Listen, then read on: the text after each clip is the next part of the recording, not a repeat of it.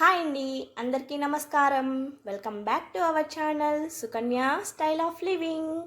అందరూ ఎలా ఉన్నారండి? నేనైతే చాలా బాగున్నాను. మీరందరూ కూడా బాగుండాలని కోరుకుంటున్నాను. ఇక్కడ నేనైతే కుకింగ్తో వ్లాగ్ స్టార్ట్ చేశానండి. మా హస్బెండ్కి లంచ్ బాక్స్ పెట్టి పంపించేశాను. ఆయనకి లంచ్ బాక్స్ కోసము కుష్కా ప్రిపేర్ చేశాను. కుష్కా షార్ట్ వీడియో అప్లోడ్ చేశాను. ఎవరైనా చూడకుంటే చూసేయండి. ఇక నాకు యశ్విన్కి మధ్యాహ్నం లంచ్ కోసమని పాలకూర పప్పు క్యారెట్ ఫ్రై చేస్తున్నాను. ఇంకా కుక్కర్ తీసుకొని దాంట్లో నానబెట్టుకున్న కందిపప్పు, 2 పెద్ద టమాటోస్, 1 వంకాయ అండ్ కట్ చేసుకున్న పాలకూర, చింతపండు, స్పైస్ లెవెల్కి తగ్గట్టు పచ్చిమిర్చి వేసి కొంచెం పసుపు వేసేసి కుక్కర్ మూత పెట్టి ఒక 4 విజిల్స్ రానిస్తే సరిపోతుంది. ఒక్కొక్క కుక్కర్ ఒక్కోలాగా ఉడుకుతుంది. మా కుక్కర్ అయితే 4 విజిల్స్ వస్తే సరిపోతుంది. నెక్స్ట్ ఇంకా అక్కడ ఉన్న చెత్త అంతా క్లియర్ చేసుకున్నాను. ఎప్పుడప్పుడు క్లీన్ చేసుకుంటాను, లేకపోతే మాకు ప్లేస్ ఉండదు అక్కడ గ్యాస్ కట్ అంతా, కాబట్టి ఎప్పుడప్పుడు క్లీన్ చేసుకుంటాను. నెక్స్ట్ ఇంకా క్యారెట్ తీసుకొని కడిగి తొక్క తీసేస్తున్నా. చిన్న చిన్న ముక్కలుగా కట్ చేసుకున్నాను. అండ్ ఒక ఆనియన్ కూడా కట్ చేసి పెట్టుకున్నాను, పప్పు తిరువాత కోసము అండ్ క్యారెట్ ఫ్రై కోసం అనేసి.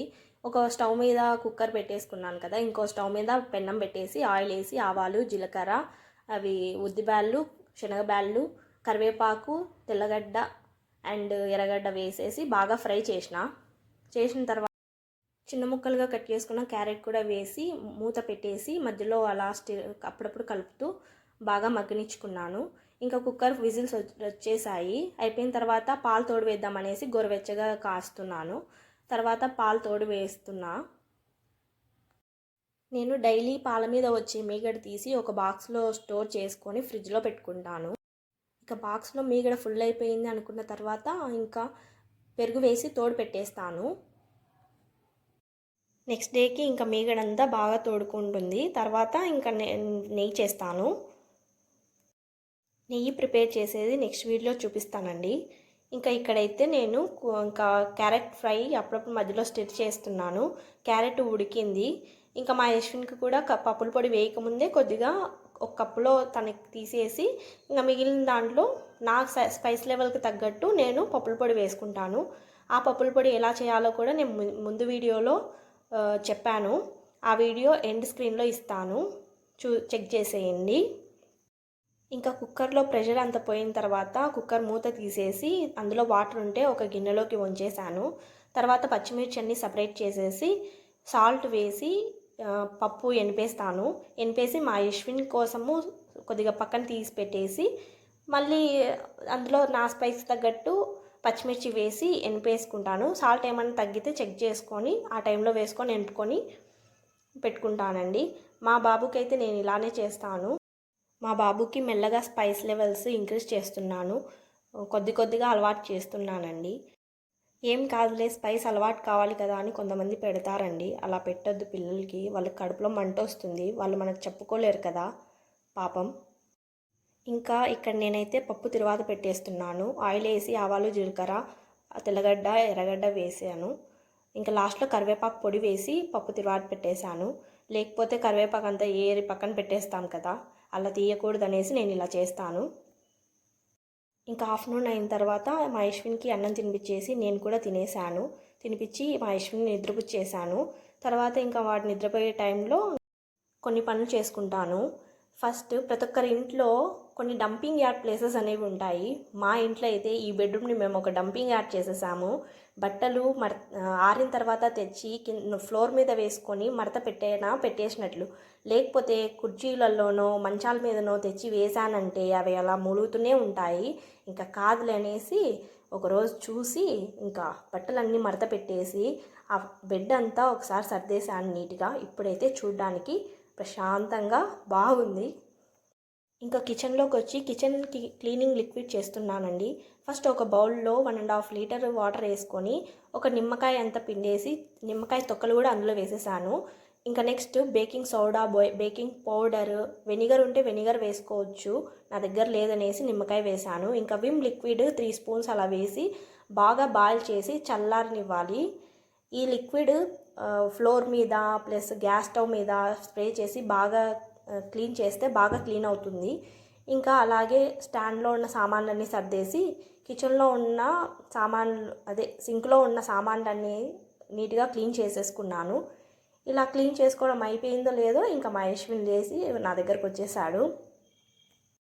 తాగడానికి వాటర్ ఇస్తే నువ్వే తాపమా అని నాకే ఇచ్చేసినాడు. మూడ్ బాగుంటే వాడే తాగుతాడు, లేదంటే నాకు ఇలా ఇస్తాడు. ఇంకా నెక్స్ట్ అది క్లీనింగ్ లిక్విడ్ చల్లగా అయిపోయిన తర్వాత ఒక స్ప్రే బాటిల్లో ఫిల్ చేసుకొని మూత పెట్టుకున్నాను. ఇక్కడ నేను స్ప్రే చేసి చూపిస్తాను చూడండి ఎంత బాగా క్లీన్ అవుతుందో. జిడ్డు మార్కలు అన్నీ బాగా వెళ్ళిపోతాయి. కిచెన్లో ఫాస్ట్గా వర్క్ అయిపోతుంది. స్ప్రే బాటిల్లో వేయంగా ఇంకా కొద్దిగా మిగిలింటే ఒక ఎంటీ బాటిల్లో ఫిల్ చేసి పెట్టుకున్నాను. ఇంకా నెక్స్ట్ చపాతీ పిండి కలుపుకుంటున్నాను నైట్ డిన్నర్ కోసము. నైట్ టైం ఎక్కువ చపాతీ తినడానికి ప్రిఫర్ చేస్తాము, లేదంటే టిఫిన్ ఏదైనా ఉప్మా, దోశ, ఇడ్లీ ఇలా టిఫిన్స్ తినడానికే ప్రిఫర్ చేస్తామండి మేము. ఆఫ్టర్నూన్ చేసిన పప్పుతో చపాతీ పప్పు మేము తినేసి మా డిన్నర్ కంప్లీట్ చేసుకున్నాము. ఇంకా మా యశ్విన్కి అయితే నైట్ డిన్నర్ కూడా అన్నమే పెట్టేశాను. అన్నం పప్పు పెట్టేశాను, బాయిల్డ్ ఎగ్ పెట్టాను. ఇంకా నెక్స్ట్ ఇంకా డిన్నర్ తినడము, అన్నీ సర్దుకోవడము అండ్ సామాన్లన్నీ క్లీన్ చేసుకోవడము అన్నీ కంప్లీట్ అయిపోయినాయి. ఇంకా నెక్స్ట్ మేము నిద్రపోయాము. ఇంకా నెక్స్ట్ డే మార్నింగ్ రొటీన్ కూడా ఇందులో ఇంక్లూడ్ చేశాను, చూసేయండి. ఇందులో ఒక స్పెషల్ ఉంది. ఏంటంటే మా యశ్విన్కి ఫస్ట్ పుట్టెంటుకలు అయిన తర్వాత ఫస్ట్ హెయిర్ కట్ ఇది. మేమైతే చాలా టెన్షన్ పడ్డాము, నేను మా హస్బెండ్. కటింగ్ చేయించుకుంటాడా చేయించుకోడా అనేసి. ఇంకా నెక్స్ట్ డే మార్నింగ్ ఇదండి. ఇక్కడ మా యశ్విన్ లేచిన తర్వాత వాడిని ప్రిపేర్ చేస్తున్నాము, కటింగ్ చేయించుకోవాలి అనేసి. ఇక మీ అందరికీ ఇక్కడ హాయ్ చెప్తున్నాడు, వెంటనే బాయ్ కూడా చెప్పేశాడు. ఇంకా వాడు కూర్చొని చేయించుకోకపోతే మా హస్బెండ్ తన ఒళ్ళో కూర్చోబెట్టుకొని ఇంకా కటింగ్ చేయించేసాము. ఇంటికి వచ్చిన తర్వాత స్నానాలన్నీ కంప్లీట్ అయిపోయినాయి, టిఫిన్ కూడా కంప్లీట్ అయిపోయింది. కానీ మా యశ్విన్ టిఫిన్ తిననన్నాడు అనేసి తన కోసం స్మూతీ చేస్తున్నాను. Oats banana smoothie. 2 బనానాస్ వేశాను, ప్లస్ 2 వాల్నట్స్, కొన్ని జీడిపప్పు అండ్ 2 స్పూన్స్ ఓట్స్ వేశాను. కొన్ని సన్ఫ్లవర్ సీడ్స్ అండ్ కొన్ని పంప్కిన్ సీడ్స్ కూడా యాడ్ చేశాను. తర్వాత మిల్క్ వేసి కన్సిస్టెన్స్ చూసుకొని మనం పేస్ట్ లాగా చేసుకోవాలి. తర్వాత హనీ వేసి ఫీడ్ చేసేకి మనకు కన్వీనియంట్గా ఉండే థిక్నెస్లో మనము ప్రిపేర్ చేసుకోవాలి. అంతే అండి, oats banana smoothie ready అయిపోయినట్లే.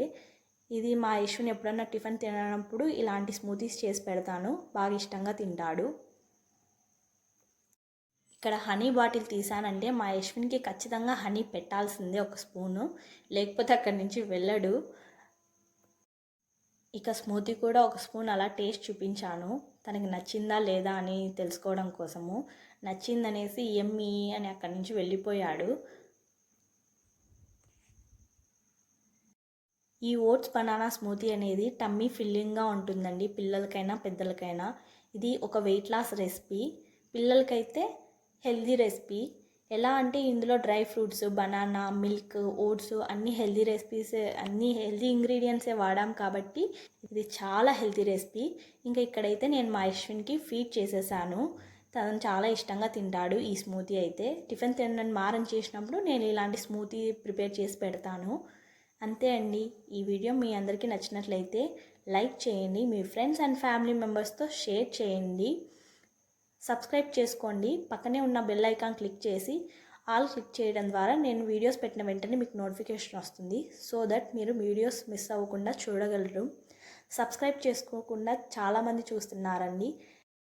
Last వరకు వీడియో చూసారంటే ఎంతో కొంత నచ్చే ఉంటుంది కదా మీకు. Please subscribe to our channel, నాకెంతో సపోర్టింగ్గా ఉంటుంది. Thanks for watching. Bye YouTube family.